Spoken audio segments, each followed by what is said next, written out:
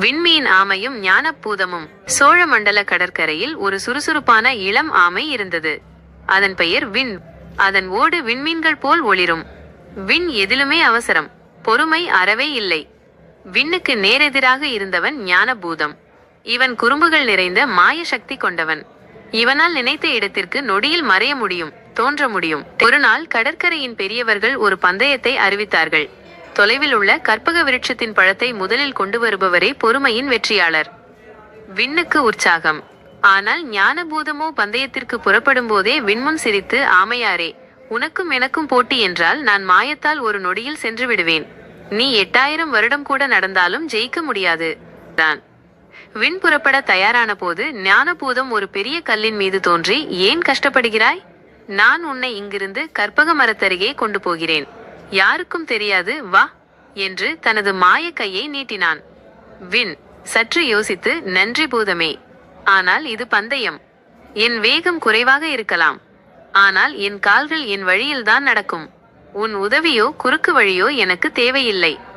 விண் தன் ஒளிரும் ஓட்டை அசைத்து மெதுவாக நடக்க ஆரம்பித்தது. ஞானபூதமோ ஒரு நொடியில் மரத்தின் அருகே சென்று பழங்களை பறித்தான். திரும்பி வந்து பந்தய பாதையின் பாதியை கூட தாண்டாத விண்ணின் முன் மானில் மிதந்தபடி சுவையான பழங்களை காட்டி, பார், நான் வந்துவிட்டேன். நீ இன்னும் இங்கேயே இருக்கிறாய். இந்த சுலபமான வழியை பிடி என்று ஒரு மாய ஏணியை போட்டு தந்தான். விண் தன் இலக்கை மட்டுமே பார்த்தபடி நிமிர்ந்து பார்க்காமல், பூதமே, என் இலக்கு பழம் மட்டுமல்ல. என் இலக்கு என் சொந்த வழியில், என் சொந்த முயற்சியில் அந்த பழத்தை பெறுவதுதான். குறுக்கு வழிகள் நிலையான வெற்றியை தராது. விண் தொடர்ந்து நடந்தான். ஞானபூதத்திற்கு ஆச்சரியம், கோபம் வந்தது. பூதம் மீண்டும் மரத்தடியில் போய் ஒரு பழத்தை எடுத்து விண் கடக்க வேண்டிய ஒரு சிக்கலான ஆழமான பள்ளத்தின் நடுவில் வைத்தான். நீ இங்கேயே நின்று யோசித்து நேரத்தை வீணடிப்பாய். இங்கேயும் உனக்கு மாயப்பாலம் போடுகிறேன், வா என்றான். விண்ணோ பள்ளத்தை பார்த்தது. சற்றும் சலனப்படாமல் பள்ளத்தின் சுற்றிலும் பொறுமையாக சுற்றி செல்ல ஆரம்பித்தது. வழி சற்று நீண்டது, ஆனால் அதுவே பாதுகாப்பானது. பூதத்திற்கு திடீரென ஒரு விஷயம் புரிந்தது.